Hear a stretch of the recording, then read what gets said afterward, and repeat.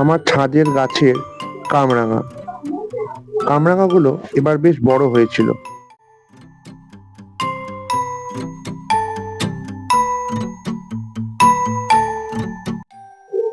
এর আগেও একবার কামরাঙা এই গাছটি থেকে পেরেছি। আজ শেষবার এই সিজনে যত কামরাঙা ছিল গাছে সব পেরে ফেললাম।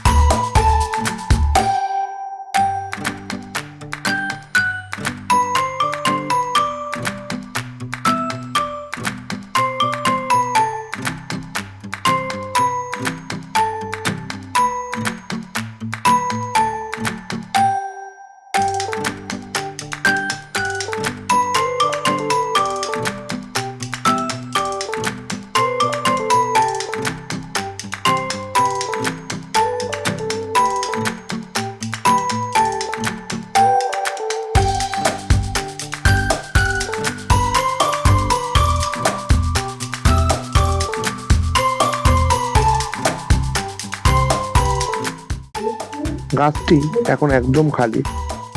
গাছটিকে এবার ছাঁটাই করে পরের সিজনের জন্য রেডি করতে হবে।